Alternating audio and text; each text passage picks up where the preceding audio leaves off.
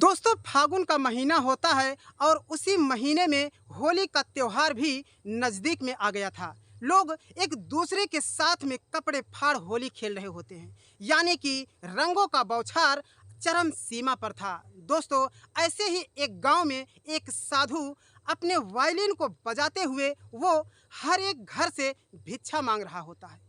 उसी गांव में एक लेडीज दरोगा यानी कि एक लेडीज महिला दरोगा भी एक केस के सिलसिले में आई हुई थी। एक जगह जब साधु वायलिन को बजाते हुए भिक्षा मांग रहा होता है, तभी वहीं पर वो महिला जो लेडीज दरोगा होती है वो भी आ जाती है और उसी जगह पर कपड़े फाड़ होली खेली जा रही होती है। लोग जैसे ही एक दूसरे के ऊपर रंग फेंकते हैं कि ये साधु उस रंग से बचने के लिए वो अपना आपा खो बैठता है और वो जल्दी जल्दी में भागने की कोशिश करता है। तभी वो लेडीज दरोगा से टकरा जाता है और लेडीज दरोगा जो है जमीन पर गिर जाती है और वो साधु भी गिर जाता है। और जो रंगों का बौछार होता है वो लेडीज दरोगा की वर्दी पर गिर जाती है और देखते ही देखते लेडीज दरोगा की जो खाकी वर्दी होती है वो लाल रंग में तब्दील हो जाती है। अब दोस्तों उसके बाद में जो लेडीज दरोगा होती है वो तुरंत ही गुस्सा हो जाती है और उस साधु को बहुत ही बुरी तरह से मारने लगती है।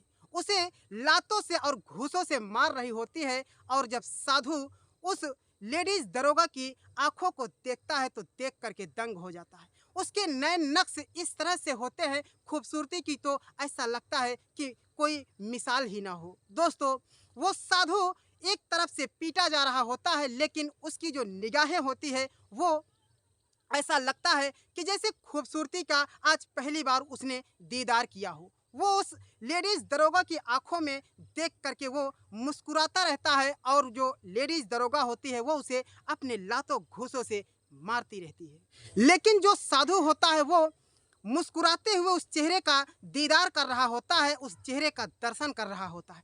ऐसा लगता है कि जैसे वो उस दरोगा महिला को बहुत पहले से जान रहा हो। लेकिन वो मार खाते वक्त उस लेडीज दरोगा से कहता है कि मैम साहिबा मैंने कुछ नहीं किया, आप मुझे क्यों मार रही हो। और वो इतने पर भी नहीं मानती और उस जो साधु होता है उसे मारती ही रहती है। वो साधु कहता है कि मैम साहिबा रुक जाइए, मैं आपसे कुछ कहना चाहता हूँ, मैं आपसे कुछ पूछना चाहता हूँ। लेकिन वो जो लेडीज दरोगा महिला होती वो कहती है कि मैं तेरी एक नहीं सुनूंगी, तूने मेरी इस खाकी वर्दी को बर्बाद कर दिया है। अब वो मारते रहती है और उसकी एक नहीं सुनती और उसे उठा करके ले जाती है अपने गाड़ी में बंद करके, उसे लॉकअप के अंदर बंद कर देती है। हवालात के अंदर जब बंद कर देती है तो उसके बाद में साधु रात भर उसी हवालात में पड़ा रहता है। दूसरे दिन होता क्या है दोस्तों, जो लेडीज दरोगा होती है उसके ऊपर करोड़ों रुपए का कर्ज होता है, जिसकी वजह से कई सालों से उस कर्ज को पूरा नहीं किया गया था। इसकी वजह से बैंक वाले उस थाने के अंदर उस महिला दरोगा के ऊपर एफआईआर कर देते हैं और उसके बाद में जब उस थाने के अंदर बैंक वाले अपने पैसे को वसूलने के लिए जाते हैं और उस लेडीज दरोगा को पकड़ करके वहां से ले जाया जाता है, तो जो साधु उस लॉकअप में बंद था वो बैंक वालों से यानी बैंक मैनेजरों से वो कहता है कि रुको, अगर किसी ने भी इस लेडीज दरोगा को यहाँ से ले जाने की कोशिश किया तो हमसे बुरा कोई नहीं होगा। दोस्तों ये कहानी बहुत ही अच्छी और बहुत ही दिलचस्प, बहुत ही रोमांटिक होने वाली है। बहुत ही अच्छी और बहुत ही शानदार कहानी है। बस आप इस वीडियो को पूरी तरह से देखिए और अंत तक देखिए, तब जा कर के आपको इस कहानी का असली मज़ा आएगा और मुझे इस कहानी को सुनाने में भी मज़ा आएगा। तो दोस्तों आपसे बस वही एक छोटा सा रिक्वेस्ट है कि आप हमारे इस वीडियो को लाइक कर दीजिए और चैनल को भी सब्सक्राइब कर दीजिए। आइए दोस्तों हम ज़्यादा वक्त आपका ख़राब नहीं करेंगे, आइए हम कहानी को आपको विस्तार से बताते हैं। दोस्तों ये कहानी उत्तर प्रदेश के प्रयागराज जिले के एक छोटे से गांव की है, जिस गांव का नाम अगरा पट्टी बताया जाता है। दोस्तों इसे अगरा पट्टी में एक सुरेश नाम के व्यक्ति होते हैं और उनकी धर्म पत्नी का नाम रूपवती होता है। रूपवती और सुरेश का एक बेटा होता है जिसका नाम मिथिलेश होता है। मिथिलेश बचपन से ही पढ़ाई में अव्वल होता था। दोस्तों मिथिलेश अब अपने गांव के कॉलेज की डिग्री को पार कर जाता है और इस पर जो उसके पिता सुरेश होते हैं वो अपने पत्नी रूपवती से कहते हैं कि बेटा अब यहाँ से तो डिग्री को प्राप्त कर लिया है, अब मेरा मन है कि मेरा बेटा इलाहाबाद के विश्वविद्यालय में जाकर के पढ़े। दोस्तों, जो पिता सुरेश होते हैं वो दिन रात मेहनत करते हैं और अपने बेटे मिथिलेश को इलाहाबाद के यानी कि प्रयागराज के विश्वविद्यालय में एडमिशन करा देते हैं और बेटा मिथिलेश विश्वविद्यालय में पढ़ाई करने लगता है। इसी विश्वविद्यालय में एक सुलेखा नाम की लड़की भी पढ़ रही होती है। दोस्तों, जो सुलेखा होती है बहुत ही खूबसूरत और बहुत ही धार्मिक विचारों वाली लड़की थी, जिसके नयन नक्श इस तरह से होते हैं कि ऐसा लगता है, ऐसा दिखता है कि जैसे भगवान ने उसके एक एक अंग को बहुत ही खूबसूरती से किसी सांचे में ढाल करके बनाए हुए हो। दोस्तों, उस सुलेखा को विश्वविद्यालय के लड़के देख देख करके मस्त हो जाया करते हैं। हर एक लड़का ये सोचता है कि काश अगर सुलेखा से मुझे प्यार हो जाता तो मैं इसी सुलेखा से शादी कर लेता। लेकिन इधर जो मिथिलेश होता है, मिथिलेश पढ़ाई में बहुत ही अव्वल होता है और सुलेखा भी पढ़ाई में बहुत ही टॉप पर होती है।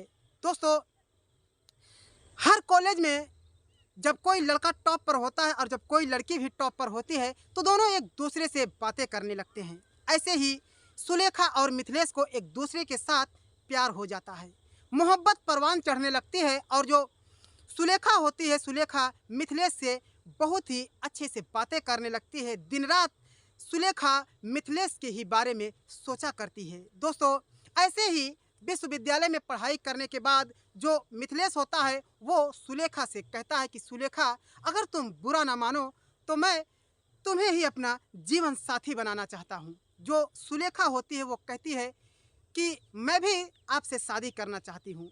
दोस्तों, ऐसे ही जब सुलेखा अपने घर पर मिथिलेश के बारे में बताती है तो सुलेखा के घर वाले कहते हैं कि बेटी, ये तो बहुत ही अच्छी बात है कि अगर वो मिथिलेश नाम का लड़का बहुत ही अच्छी से पढ़ाई कर रहा है तो आगे चल कर के वो एक अच्छी सी सर्विस या अच्छी सी नौकरी करेगा और तुम दोनों बहुत ही खुश रहोगे। अब दोस्तों, बस क्या था कि सुलेखा के पिता आनन फानन में ही वो जाते हैं मिथिलेश के घर, उसके पिता सुरेश से बात करते हैं और जब सुरेश के उस टूटी फूटी हुई झोपड़ी को देखते हैं तो पहले तो उनका मन हुआ कि मैं अपनी बेटी सुलेखा की शादी यहाँ नहीं करूँगा, लेकिन जब मिथिलेश के चेहरे को देखते हैं तो कहते हैं कि मैं अपनी बेटी की शादी इसी घर में करूँगा। अब दोस्तों, शादी पक्की हो जाती है और मिथिलेश बारात लेकर के जाता है सुलेखा के घर। दोस्तों, जब मिथिलेश सुलेखा को विदा करके अपने घर पर लाता है तो घर पर लोगों के भीड़ के तांते लग जाते हैं। हर महिलाएं उस सुलेखा के चेहरे को देखना चाहती है और मुंह दिखाई का रस्म चालू होता है तो महिलाएं सुलेखा को देखने लगती हैं। रात का वक्त हो जाता है और वो घड़ी भी आती है जब सुहाग रात का वक्त होता है। रात के समय में उस झोपड़ी के अंदर सुलेखा का एक प्यारा सा बेड लगा हुआ होता है और उस झोपड़ी के अंदर एक दिया जल रहा होता है और कोई लाइट की सुविधा भी नहीं थी। दोस्तों, जब मिथिलेश अपने सुहाग रात के उस झोपड़ी में जाता है तो जाते ही वो दंग हो जाता है। उस झोपड़े के अंदर जैसे ही मिथिलेश जाता है तो सुलेखा वहाँ पर भूकंप मचा देती है। सुलेखा भूचाल मचा देती है और उस बेड से उस गद्दे को, उस बिस्तर को फेंकने लगती है और बहुत ही ज़ोर ज़ोर से झगड़ा करने लगती है और मिथिलेश से कहती है कि मुझे नहीं पता था कि तुम इतने गरीब इंसान हो, मैं तुमसे मोहब्बत नहीं करती, मैं तुमसे प्यार नहीं करती। वो कहते हैं कि खबरदार, अगर तुमने मेरे बदन को छुआ तो हमसे बुरा कोई नहीं होगा। अब दोस्तों, मिथिलेश भी डर जाता है, कहता है कि सुलेखा, हुआ क्या, जरा इस बारे में मुझे भी तो बताइए। वो कहते हैं कि मैं नहीं रहना चाहती हूँ तुम्हारी इस झोपड़ी में, मेरी सहेलियाँ देखेंगी तो वो क्या कहेंगी, क्या सोचेंगी मेरे बारे में कि तुमने जिस दूल्हे से शादी किया, तुमने जिस लड़के से प्यार किया, उसकी हालात को भी तुमने नहीं देखा। अब दोस्तों, उसी रात वो उस मिथिलेश को डांट करके अपने झोपड़ी के अंदर उस सुहागरात के कमरे से बाहर कर देती है।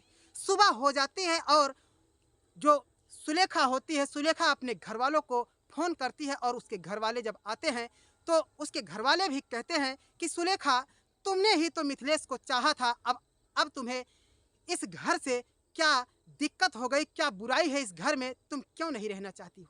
वो कहती है कि मैं नहीं रहना चाहती हूँ इस घर में, मैं कहीं और शादी करना चाहती हूँ।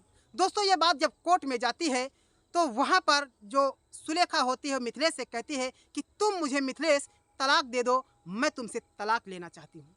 लेकिन मिथिलेश कहता है जज साहब से कि जज साहब, मैं अपनी इस सुलेखा को तलाक नहीं देना चाहता हूँ। जो जज साहब होते हैं वो कहते हैं कि क्या माजरा है, एक तरफ ये लड़की तुम्हें तलाक देना चाहती है और एक तरफ तुम इसे तलाक नहीं देना चाहते हो। मिथिलेश कहता है कि वाह रे सुलेखा, मैंने तो सोचा था कि तुम हमारे इस चेहरे से प्यार किया है, मुझे तो नहीं पता था कि तुम हवेली और शान शौकत से प्यार करती हो, मुझे नहीं पता था कि तुम पैसे वालों से शादी करना चाहती हो। दोस्तों, मिथिलेश कहता है कि देखो सुलेखा, अभी भी वक्त है, हम दोनों अच्छी पढ़ाई किए हैं और अगर ऊपर वाले ने चाहा तो सब कुछ ठीक ठाक हो जाएगा। लेकिन अब जो सुलेखा होती है वो कहती है कि मैं तुम्हें तलाक ही देना चाहती हूँ। लेकिन जो मिथिलेश होता है जज साहब से कहता है कि साहब, मैं तो तलाक नहीं देना चाहता हूँ, लेकिन अगर ये तलाक चाहती है तो मैं इसे तलाक दे दूँगा। अगर ये तलाक चाहती ही थी तो इस कोर्ट में आने की क्या ज़रूरत थी, मैं इसे घर पर ही तलाक दे देता। दोस्तों, अब उसके बाद में जो सुलेखा होती है मिथिलेश को तलाक दे देती है और मिथिलेश रोते हुए घर पर आता है और उसके पिता सुरेश समझा रहे होते हैं। माँ समझाती है कि बेटा, अगर ये लड़की सुलेखा चली गई तो कोई बात नहीं, मैं तुम्हारी शादी धूमधाम से फिर करूँगी और अच्छी लड़की से शादी करूँगा। अब दोस्तों, मिथिलेश को जैसे ऐसा लगता है कि जैसे सांप सूंघ गया हो। मिथिलेश को ऐसा लगता है कि जैसे उसे ये रंगमंच, ये धरती अच्छी भी नहीं लगती हो। दोस्तों, जो सुलेखा होती है वो उसके जीवन से चली जाती है। जो मिथिलेश होता है, मिथिलेश बहुत ही सोच में डूबा होता है कि शादी बारात, जो पैसा था, सब बेकार हो गए और मैं कुछ समय तक भी अपनी सुलेखा के साथ नहीं रह सका। दोस्तों, रात का वक्त होता है और मिथिलेश चुपके से घर से बाहर निकल जाता है। और सुबह जब होती है तो माँ बाप मिथिलेश को ढूंढने लगते हैं। मिथिलेश का अता पता नहीं होता है। दोस्तों, मिथिलेश को जिंदगी से नफरत हो गई थी। मिथिलेश इस दुनिया को देखना नहीं चाहता था। वो उस घर से ऐसे गया जैसे कोई दुनिया से चला गया हो। दोस्तों, इधर सुलेखा एक बिजनेसमैन से शादी कर लेती है और अपनी पढ़ाई को बरकरार रखती है। दोस्तों, इधर जो मिथिलेश के पिता होते हैं और माँ रो रो करके बुरा हाल हो जाता है। इकलौता ही बेटा था और वो उसका अता पता नहीं होता है। माँ बाप थाने में कंप्लेन दर्ज कर देते हैं। गुमशुदा तलाश का पेपर में छपवाया जाता है और जगह जगह पर इस पर्चे को लिखा करके छपवाया जाता है, लेकिन कहीं भी मिथिलेश का पता नहीं चलता है। और ऐसे में माँ बाप अपने बेटे की याद में हार्ट अटैक में मर जाते हैं। दोस्तों, घर में बुरा मातम छा जाता है। गांव वाले किसी तरह से मिथिलेश के पिता और मां का अंतिम संस्कार करते हैं। दोस्तों, 7 से 8 साल का वक्त बीत जाता है और जो सुलेखा थी, सुलेखा का पति बहुत ही बड़ा बिजनेसमैन होता है। वो कर्ज लेना चाहता था अपने बिजनेस के सिलसिले में। तो कर्ज वाले, जो बैंक वाले होते हैं, वो कहते हैं कि कर्ज तो अगर मिलेंगे तो तुम्हारी पत्नी को मिलेंगे और तुम्हें नहीं मिल सकता है। दोस्तों, इसकी जो पत्नी थी, जो बिजनेसमैन की, यानी कि जो सुलेखा थी, वो भी एक दरोगा में नियुक्ति हो चुकी थी, वो भी एक पुलिस वाली हो जाती है। दोस्तों, करोड़ों रुपए का कर्ज लिया जाता है और जो सुलेखा होती है उसका पति बिजनेस में हाथ और लंबा आजमाना चाहता था। दोस्तों, संकट की घड़ी आ जाती है और बहुत साल का वक्त बीत जाता है, लेकिन वो कर्ज पूरा नहीं होता। बिजनेस बुरी तरह से खाक हो जाता है और उसके कारोबार में ताला लॉक हो जाता है और अब तो केवल और केवल सहारा था तो सुलेखा की जो पुलिसगिरी की जो नौकरी थी, उसी का एक सहारा था। दोस्तों, ऐसे ही एक दिन का वक्त था और फागुन का महीना भी आ चुका था। एक गांव में एक केस के सिलसिले में जो सुलेखा होती है वो गई हुई होती है और उसी गांव में होली भी चरम सीमा पर थी और लोग होली कपड़े फाड़ खेल रहे होते हैं। उसी गांव में एक साधु भी वायलिन बजाते हुए हर घर से भिक्षा मांग रहा होता है। दोस्तों, ऐसे ही वो साधु भिक्षा मांगते हुए उस स्थान पर पहुंच जाता है जहां पर लोग कपड़े फाड़ होली खेल रहे होते हैं। दोस्तों, ऐसे ही वो साधु उस रंगों से बचने के लिए वो भागने की कोशिश करने लगता है। वो भागने की फिराक में था, वो अंधा हो जाता है। वो चकाचौंध से वो जो साधु होता है वो रंगों को बचने के लिए वो अंधा हो जाता है। ऐसा लगता है कि वो सोचता है कि कैसे इस रंग से बचा जाए और उसी रास्ते से जो लेडीज दरोगा होती है, जो सुलेखा होती है, वो भी जा रही होती है। तभी जैसे ही लोग रंग फेंकते हैं तो वो साधु दौड़ते हुए भागना चाहता है और जाकर के उस सुलेखा के ऊपर टकरा जाता है। दोस्तों, जब साधु सुलेखा के ऊपर यानी कि दरोगा महिला के ऊपर जब टकराता है, तो जैसे ही दरोगा महिला के ऊपर टकराता है तो दरोगा महिला गिर जाती है और दोनों साधु भी एक तरफ गिर जाता है और एक तरफ दरोगा महिला भी गिर जाती है। और जो रंगों का बौछार था, लोग जो रंग फेंक रहे थे, वो डायरेक्ट जाकर के उस लेडीज दरोगा के वर्दी पर गिर जाता है। जैसे ही लेडीज दरोगा की वर्दी पर वो रंग गिरता है तो जो लेडीज दरोगा सुलेखा होती है वो बहुत ही ज़्यादा गुस्सा हो जाती है और देखते ही देखते उसकी वर्दी खाकी वर्दी से वो लाल रंग में तब्दील हो जाती है। अब गुस्से में वो उठती है और साधु को लातों घूसों से मारने लगती है और मार मार करके बुरा हाल कर देती है। साधु उसके रूप नए नक्श को देख करके दंग हो जाता है। ऐसा लगता है कि जैसे उसे किसी अच्छे रूप का दीदार हो गया हो। लेकिन साधु मुस्कुराते हुए उस लेडीज दरोगा को देखते रहता है और दूसरी तरफ महिला दरोगा उस साधु को पीटते रहती है। वो साधु कहता है कि मैम साहिबा रुक जाइए, मैं आपको कुछ बताना चाहता हूँ, कुछ आपसे बातें करना चाहता हूँ। वो कहते हैं कि मैं तुम्हारी एक नहीं सुनूंगी, तुमने मेरी वर्दी को बर्बाद कर दिया। दोस्तों, उसके बाद में वो लेडीज दरोगा उस साधु को ले जाकर के हवालात के अंदर बंद कर देती है। सुबह जब होती है और ऐसे में घड़ी वो भी आती है जब उसके पति का कर्ज चरम सीमा पर जा चुका था और बैंक वाले उस लेडीज दरोगा के पास उस पुलिस स्टेशन पर जाते हैं और उस दरोगा को गिरफ्तार करने के लिए जब जाते हैं तो एफआईआर दर्ज कर देते हैं और उस महिला को वहां से ले जाने की कोशिश करते हैं। दोस्तों, जो साधु होता है वो लॉकअप के अंदर से डांट करके बैंक वालों को कहता है कि अगर इस महिला को यहाँ से ले गए तो हमसे बुरा कोई नहीं होगा। दोस्तों, उसके बाद में जो लेडीज दरोगा होते हैं वो देख करके चौंक जाते हैं और उस साधु को लॉकअप से बाहर ले आती है और कहती है कि महात्मा जी मुझे माफ़ करना, आप कौन हो? वो कहता है बैंक वालों से कि कितने पैसे हैं आपके, बताइए, मैं एक ही चुटकी में आपके सारे कर्ज को दूर कर दूंगा। दोस्तों, बैंक वाले जब कर्ज का अमाउंट बताते हैं तो वो जो साधु होता है वो एक चेक निकालता है और लिख करके कहता है कि ले जाओ और हमारे अकाउंट से जितने पैसे हैं निकाल लीजिए। दोस्तों, उसके बाद में जो लेडीज दरोगा होती है वो साधु के कदमों में गिर जाती है और साधु से पूछने लगती है कि महात्मा जी आप कौन हो, आप मुझे इस बारे में बताइए। दोस्तों, वो साधु कहता है कि आपने तो मुझे मारते वक्त मेरी एक नहीं सुनी, मैं आपसे कुछ बताना चाहता था। वो कहता है कि मैंने जीवन में बहुत ही बुरी कठिनाइयों का सामना किया है। वो कहता है कि आज तुम इस पद पर हो, कभी मैं तुम्हारा पति हुआ करता था। दोस्तों, यह सुन करके जो सुलेखा थी उसके पैरों तले जमीन खिसक जाती है। अब जाकर के वो साधु को पहचान पाती है कि ये तो मेरा मिथिलेश ही है।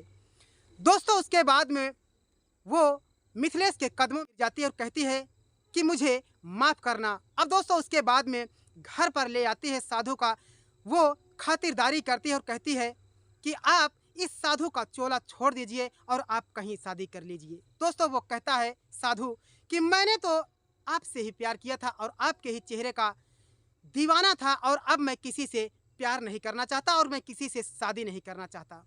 दोस्तों, वो साधु कहता है कि जिस दिन आपने मुझे तलाक दिया उसी दिन से मुझे नफरत हो गई ज़िंदगी से और मैंने साधुगिरी में बहुत ही पैसे कमाया और लेकिन मेरी दुनिया किसी काम की नहीं। दोस्तों, उसके बाद में जो सुलेखा होती है वो रोती रहती है, पछताती रहती है कि मैंने तो जो किया वो बहुत ही बुरा किया। तो दोस्तों, ये थी हमारी कहानी। अगर ज़रा भी अच्छी लगी हो तो हमारे इस वीडियो को लाइक कर दीजिए और चैनल को सब्सक्राइब कर दीजिए। फिर मिलता हूँ किसी नए वीडियो के साथ, तब तक के लिए सागर को दीजिए इजाज़त। जय हिंद, वंदे मातरम।